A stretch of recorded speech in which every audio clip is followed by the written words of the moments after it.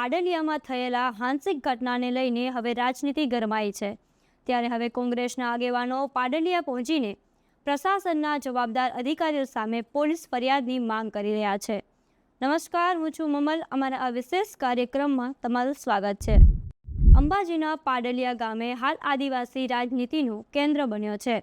અહીં 13 ડિસેમ્બરે જમીનના બાબતે સ્થાનિક પ્રશાસન અને આદિવાસીઓ વચ્ચે હાંસિક ઘટના થઈ હતી, જેમાં બંને પક્ષના સંખ્ય બધા લોકો ઘાયલ થયા હતા। પણ પોલીસે માત્ર આદિવાસીઓને છેતરીને તેમના ઉપર FIR કરી। ત્યારે કોંગ્રેસના ધારાસભ્ય કાંતિ ખરાડી અને આપના ધારાસભ્ય ચેતર વસાવાએ ત્યાં પહોંચીને આદિવાસીઓની પક્ષની વાત મૂકી હતી। ત્યારે હવે સ્થાનિક સાંસદ ગેનીબેન ઠાકોર અને ધારાસભ્ય જિગ્નેશ મેવાણીએ સભા કરીને અધિકારીઓ સામે વિરોધ કર્યો હતો। આવો સાંભળીએ કોણે શું કહ્યું હતું।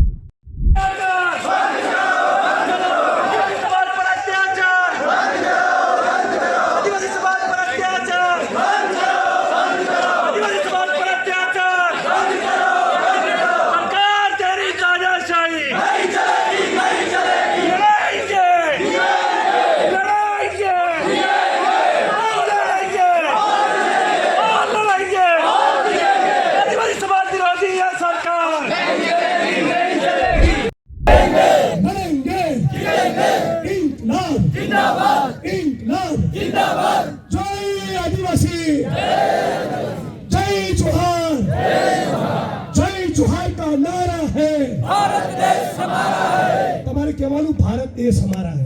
શું કહેવાનું? સક્રિય બેન માટે કહેવાનું છે। જય જોહાર કા નારા है, भारत देश हमारा है। જય જોહાર કા નારા है, भारत देश हमारा है। સક્રિય બેન तुम आगे बढ़ो, हम तुम्हारे साथ हैं। સક્રિય બેન तुम आगे बढ़ो, हम तुम्हारे साथ हैं। જય ભીમ, જય ભારત, જય સંવિધાન, જય કોંગ્રેસ। કાંતિભાઈ, ગેનીબેન, ગુલાબસિંહભાઈ નો કોંગ્રેસ પરિવાર આજના દિવસ પૂરતું નહીં, આ ભાષણ પૂરતું નહીં, તમે કહેશો ત્યાં સુધી તમારી જોડે લડવાના ને લડવાના। અમે સવારે ઉઠીએ રાત્રે હોઈ જઈએ ત્યાં સુધી આ જ કામ છે। તમે મજબૂત રહેજો, કાંતિભાઈને સંપૂર્ણ સાથ સહકારને ટેકો આપો, સાથે મળીને લડીએ અને ઉમરગામથી અંબાજી, અંબાજીથી ઉમરગામ ગુજરાતના 15% આદિવાસીઓ એક સાથે બિરસા મુંડાનું નામ લઈ મુઠ્ઠી તાણીને ખડા થઈ જાય, ઊભા થઈ જાય। એકવાર તમે ખૂંખારો કરીને કહો તો ખરા, ગાંધીનગર તમારું નહીં અમારું છે, અમારું। એકવાર તો તમે કહો 15% એટલે કેટલી વસ્તી થઈ? આ 6.5 કરોડમાંથી 1 કરોડ લોકો તમે છો। આ તમે બહાર આવો, ગાંધીનગરની સડક પર નીકળો તો તમારા સિવાય तीर कामठा सिवाय कई देखाय ज नहीं।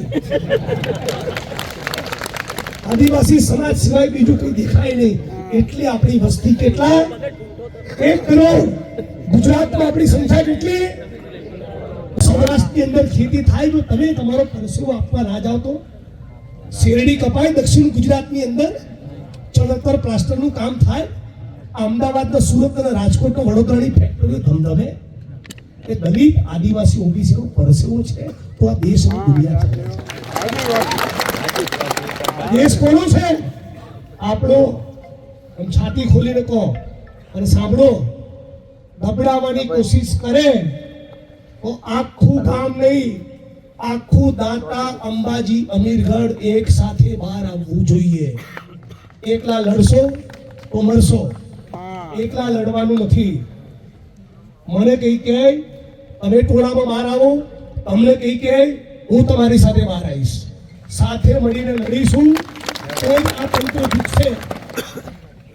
મારી પહેલાના વક્તાએ કીધું, તમે જે જમીનમાં ગયા એ જમીન જંગલ ખાતાની કે આદિવાસી સમાજની? એ પ્રશ્ન છે। નોટિસ આપી હતી? તમારા બાપનું ખેતર છે, ઘૂસી આવજો। ઘૂસી જાય છે કે નહીં? આપણી જે જમીન, જે દાવા મંજૂર થયા એ જમીનોમાં પણ આવીને ચરબી કરે છે। મને ખબર છે બધી। મને બી બનાસકાંઠામાં ધારાસભ્ય થયા 8 વર્ષ થયા। દાંતા, અમીરગઢના આદિવાસીઓ સાથે શું ચાળા કરે છે બધું જાણું છું। આ બધું બંધ કરાવવાનું છે, બધું બંધ કરાવવાનું છે। અને 10 દિવસ પહેલાની મીટિંગમાં કીધું હતું કઈ પણ તકલીફ પડે કાંતિબેન મને કહેજો, આઈને ઉભા રહીશું, આઈને હાજર છું ને.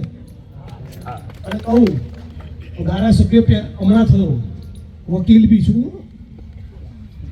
એટલે કોઈ બી તમે ચિંતા ના કરતા, ખોટું કરતા નહીં. અમને બી કહું છું, અમે પણ ખોટું કરતા નહીં અને ખોટું ચલાવતા નહીં. 10માંથી 9 ખોટું આપણે નથી જ કરતા, છતાં આપણને ફોલ્ટમાં લઈને ઘાટમાં લેવાની કોઈ કોશિશ ના કરે એટલા માટે કહું છું. બાકી ડરવાનું તો કોઈના બાપથી નહીં.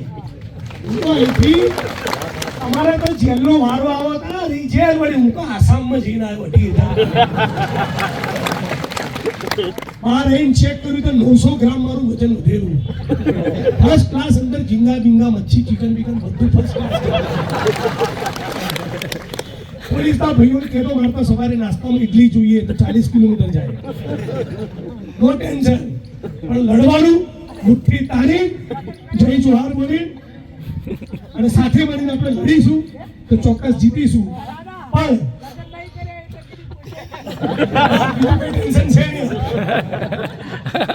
એટલે આપણે બધાને કહું કે પોલીસ અને જંગલ વિભાગના જે સામાન્ય નાના કર્મચારીઓ છે એના માટે આપણને પણ સહાનુભૂતિ છે, આપણને પણ લાગણી છે. જે પણ પોલીસ કર્મચારીઓને વાગ્યું છે એ એમની સાથે પણ ખોટું થયું છે, પણ આપણા મનમાં બી કોઈ ખોટો વેરભાવ આપણે પેદા ના કરીએ.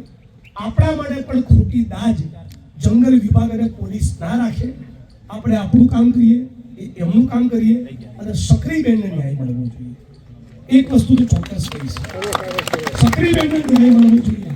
આપણી સામે જો ગુનો દાખલ થયો હોય અને જિલ્લા પોલીસ તંત્ર, જંગલ વિભાગ, કલેક્ટર તંત્ર એવું કહેતું હોય કે એક પોલીસ વાળાએ દંડો માર્યો નથી, એવું તો છે નહીં. એકે આદિવાસી સમાજના ભાઈ કે બહેનને વાગ્યું નથી, એવું નથી. મેં તમારી સાથે ધોલ ધપાટ કરી હોય તો મારી સામે ગુનો દાખલ થાય, અને તમે મારી સામે કરી હોય તો તમારી સામે થાય. બે પક્ષની ફરિયાદ લો અને પ્રમાણિક અધિકારીઓની તપાસ ટીમની રચના કરો, જે દૂધનું દૂધ અને પાણીનું પાણી કરે. જે રાજસ્થાનથી આવતી દારૂની લાઈનોમાં કમાતા ના હોય એને તપાસ ટીમમાં લેજો. જે ઉટલખાના, જમીનના કારોબાર, ગેરકાયદેસર ખનન, જુગાર અને દારૂના અડ્ડામાંથી કમાતા ના હોય એવા 2-5 પ્રમાણિક અધિકારીઓ જિલ્લામાં હશે, એની તપાસ ટીમ બનાવો. અને હું આરોપી બનતો હોય તો હું, અને કાંતિભાઈ બનતા હોય તો કાંતિભાઈ. બરાબર વાત છે ને? તમારા પેટમાં પાપ ના હોય, તમારા પેટમાં ચોરી ના હોય તો પ્રમાણિક અધિકારીઓની તપાસ ટીમની રચના કરો, એટલે ખબર પડે કોણે કેટલા કુકડા ખાધા છે. આ જ્યારે આ પ્રથા પડી છે ત્યારે આવનાર સમયમાં આ તમામ સમાજો માટે એક આ રેડ સિગ્નલ છે. લોકોની હેરાનગતિ છે.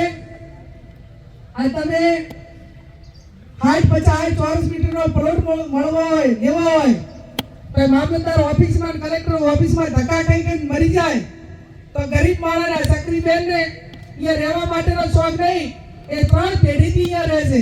અને સરકારે એને કાયદેસર મકાનની વ્યવસ્થા કરી આપી હોત તો આજે આ ઘટના ન બની હોત.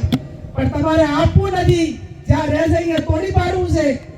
આખા જિલ્લામાં અને ગુજરાતમાં ચૂંટણીઓ થાય, કોઈ સરપંચ હારે ને કોઈ જીતે, જિગ્નેશભાઈ, તો જીતેલા સરપંચને ઘરે મૂકવા માટે કરીને હારેલો જે વ્યક્તિઓ હોય હાઈકોર્ટમાં જાય અને ગામમાં દબાણ છે એમ કરીને હાઈકોર્ટમાંથી ઓર્ડર લાવે અને તમામ બિચારાને કાંઈ લેવા દેવા ના હોય એ તમામના દબાણ દૂર કરવા આ પ્રથાઓ પણ હવે ક્યાંક ને ક્યાંક આ વિસ્તારમાં સમગ્ર બનાસકાંઠામાં જાણવા મળે છે. મેળામાં તમે અમને પ્રમાણપત્ર આપો છો અને ખૂબ બધી લાગણીઓ દર્શાવો છો. એ લાગણીઓ કાયમી સભાઓમાં દર્શાવો છો, ભાષણમાં. એની વાસ્તવિકતા 0 ગ્રાઉન્ડ ઉપર જ્યાં એને જરૂર છે, એના ગામમાં, એના પરિવારમાં જ્યાં ઈ રહે છે, અહીંયા તમે મદદ કરો તો અમે તમને બધાને વિરોધ પક્ષ તરીકે પણ અભિનંદન આપશું. ત્યારે આ ઘટનાને સંકટ તંત્રમાં વખોડીએ છીએ, એમને આશ્વાસન આપીએ છીએ કે જે એમની માગણીઓ છે એ માગણીઓ સરકાર સ્વીકારે, અને નહીં સ્વીકારે આવનાર સમયની અંદર કોંગ્રેસ પાર્ટી એ વિધાનસભાથી કરીને લોકસભા સુધી અને જાહેરમાં જે રીતે જે ભાષામાં સરકાર સમજે એ ભાષામાં એમને ન્યાય અપાવવા માટેની અમારી તૈયારી એ શબ્દ સાથે આપ સૌનો ખૂબ ખૂબ આભાર. મારી વિધાનસભામાં 13મી તારીખના દિવસે જે ઘટના બની એના અનુસંધાને અમે આજે અહીંયા પ્રાંત ઓફિસ સુધી આવ્યા છીએ, પણ એ રીતે આવ્યા છીએ એકદમ ગાંધી સિંધા માર્ગે આવ્યા છીએ. અને આજે આટલા દિવસ વીત્યા છતાં આજે 5મો 6થો દિવસ વીતી ગયો છે, ત્યાં સુધી આ સરકારે કોઈ પણ જાતનું આદિવાસીઓ પર જે અત્યાચાર થયો છે એ વિશે કોઈ વિચાર્યું નથી. એટલે ના છૂટકે અમારે આજે ધરણા ઉપર આવવું પડ્યું છે.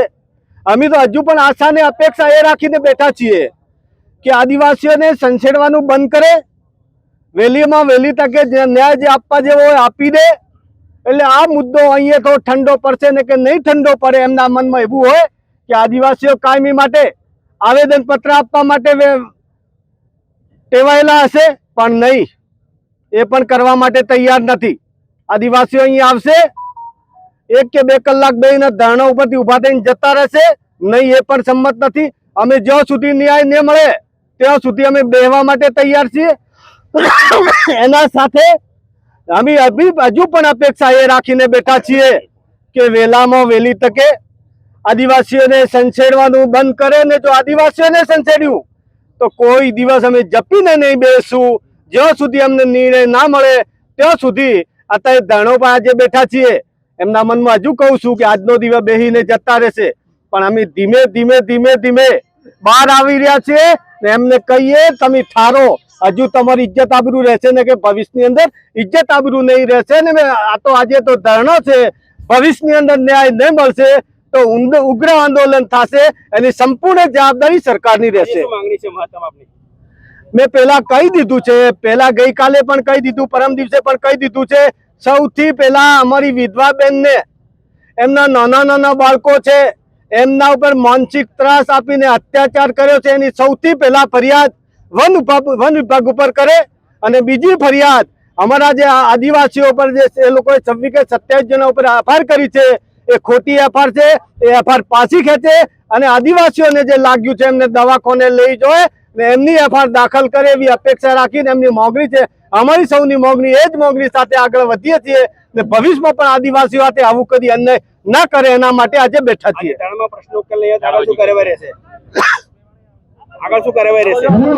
મેં પેલા કહી દીધું છે, જ્યાં સુધી નિર્ણય ના આવે ત્યાં સુધી મેં કહી દીધું છે નિર્ણય વહેલી તકે આવશે તો ઠીક છે ને કે ઉગ્ર આંદોલન કરવા માટે અમે વિધાનસભાનો હોય તો ઠીક છે, અહીંયા તો બેઠા છે, ગાંધી સીધે માર્ગે બેઠા છે ને કે આદિવાસીઓને ગાંધીનગર સુધી જતા કોઈ પણ જાતની શરમ આવતી નથી. અમે ઠેર જવું હશે ત્યાં સુધી જશું. વિધાનસભાનો જે ઘેરાવો કરવો એ કરવા માટે પણ અમે સંમત છીએ.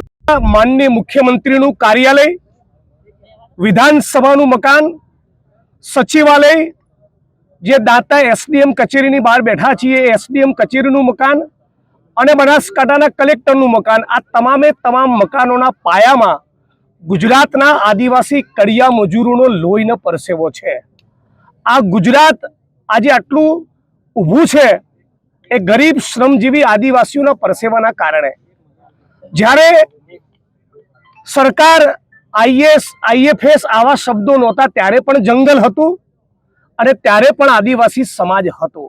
મૂળ વાત એ છે કે કોંગ્રેસ પાર્ટીએ યુપીએની સરકાર દરમિયાન જે જંગલ જમીનનો કાયદો બનાવ્યો એના 50-52% વધારે દાવાઓ પડતર રાખી ભારતીય જનતા પાર્ટીની સરકારે જાણી બુજીને આદિવાસી સમાજ અને પોલીસ, આદિવાસી સમાજ અને જંગલ વિભાગની વચ્ચે સતત ટકરાવ જીવતો રહે એવું એક ષડયંત્ર રચેલું છે. જો આ બધા પ્રશ્નોનું સમાધાન થઈ ગયું હોત, જો જંગલ જમીનના કબજા આદિવાસી સમાજને મળી ગયા હોત, જો જંગલ જમીનને લઈને કોઈ વિવાદ ના હોત, તો જંગલ વિભાગ અને આદિવાસી સમાજ અને પોલીસની વચ્ચે ઘર્ષણ થવાનું કોઈ જ કારણ નહોતું. આ પહેલી વાત. બીજી બાબત, જે ઘર્ષણ થયું, જે હિંસા થઈ એને અમે સખત શબ્દોમાં વખોડીએ છીએ. ભોગ બનનાર આદિવાસી પોલીસ કર્મી બધા માટે મારી સંવેદના છે, પણ મૂળ વાત એ છે કે જિલ્લા પોલીસે, જિલ્લા તંત્રે જે પોલીસની વાત સાંભળીને ફરિયાદ લીધી, એ જ પ્રમાણે આદિવાસી સમાજ અને માનનીય કાંતિભાઈ ખરાડીના નિવેદન પ્રમાણેની પણ ફરિયાદ નોંધવી પડે. તમારી ને મારી વચ્ચે ટંટો થાય, તમારા પક્ષથી કંઈક થયું હોય ને મારા પક્ષથી થયું હોય તો ક્રોસ ફરિયાદ થાય એવું કાયદો કહે છે. એ પ્રમાણેની ન્યાયિક કાર્યવાહી કરવામાં નહીં આવે, આદિવાસી સમાજને ન્યાય નહીં મળે તો અંબાજીથી ઉમરગામ સુધીનો પટ્ટો હજુ વધારે ગરમ થશે. કોંગ્રેસ પાર્ટી આદિવાસી સમાજને ન્યાય મળે અને જંગલ જમીનનો અધિકાર મળે એના માટે સંકલ્પબદ્ધ છે.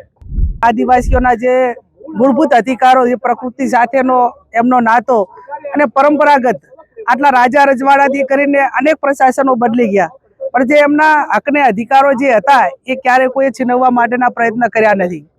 જ્યારે આ ઘટના બની એ ટાઈમે એડવાન્સમાં પ્લાનિંગ કરીને એમને વિશ્વાસમાં લઈને એમની સાથે સમાધાનકારી વલણ રાખીને જે એમનું જે નુકસાન હતું એ તંત્ર ભરપાઈ કરવાના શરતથી એમને વિશ્વાસમાં લીધા હોત તો આવડી મોટી ઘટના એ વહીવટી તંત્ર ટાળી શક્યું હોત.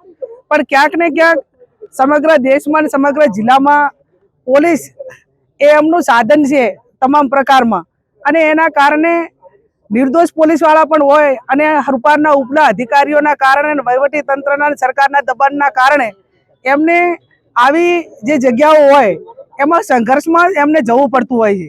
જે ઘટના બની છે એને વખોડીએ છીએ, પણ એક તરફી જ્યારે હવે ઘટના બની છે તો એનો ન્યાય હોવો જોઈએ, અને ન્યાય એ હોવો જોઈએ કે જે મહિલાનું મકાન પાડી નાખ્યું છે, જે મહિલાની જમીન આખી એની ખોદી નાખી છે, એની ફરિયાદ પણ દાખલ કરવામાં નથી આવી તો એની ફરિયાદ દાખલ કરવામાં આવે, એને વળતર આપે.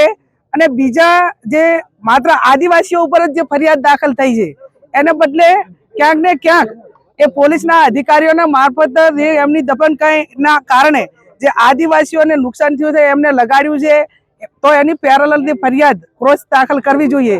એ પણ વહીવટી તંત્રએ, પોલીસ તંત્રએ જે આદિવાસીઓ વતી પણ એની એફઆઈઆર દાખલ કરવી પડે. ત્યારે હવે આજે આ ઘટના છે એના અમે ધરણામાં અમારી આ માગણીઓ છે, અને આવનાર સમયની અંદર તમે બધાને દબાઈને આવી દબનગીરી કરવા દેશો તો ક્યાંક ડેમોક્રેસી હોય, ક્યાંક વહીવટી તંત્ર હોય, એના ઉપરથી નાગરિકોનો, લોકોનો ભરોસો ઉઠતો જાય છે. માણસ જાય તો ક્યાં જાય કે કોઈ ઘટના ક્રિમિનલ બની હોય તો એ પોલીસ તંત્ર પાસે જાય, કોઈ માગણી હોય તો વહીવટી તંત્ર પાસે જાય. જ્યારે રક્ષકો જ્યારે ભક્ષક બની રહ્યા છે ત્યારે ક્યાંક ને ક્યાંક લોકોને ના છૂટકે આજે ધરણા ઉપર આવવું પડ્યું છે. આદિવાસીઓ એકલા નથી, તમામ સમાજો દાંતાના એમની હાથે છે. રાજપૂત સમાજ, ઠાકોર સમાજ, તમામ જે આ એક ભાઈચારાની ભાવના છે કે આજે એમનું દુઃખ છે તો કાલે આમનું હોય, એટલે સમરસતાથી જ્યારે એમના સમર્થનમાં જે સમાજો આવ્યા છે એમને પણ હું આભાર માનું કે દુઃખની ઘડીમાં આદિવાસીઓ એકલાય નથી. આવનાર સમયની અંદર આદિવાસીઓને અને જ્યાં પણ અન્યાય થાય છે ત્યાં ન્યાય નહીં મળે તો કોંગ્રેસ પાર્ટી એમને ન્યાય અપાવવા માટે કાયમી લડી છે અને આવનાર સમયની અંદર પણ લડશે. અને આના માટે પણ જ્યાં સેન્ટ્રલ ગવર્મેન્ટમાંથી કરીને વહીવટી તંત્રમાં જ્યાં ધ્યાન દોરવાનું હોય ત્યાં દોરીને અમે એમની સાથે છીએ. આ ઘટના અંગે આપ શું વિચારો છો? કોમેન્ટ કરીને કોમેન્ટ બોક્સમાં જરૂરથી જણાવજો. અત્યાર માટે બસ આટલું જ. નમસ્કાર.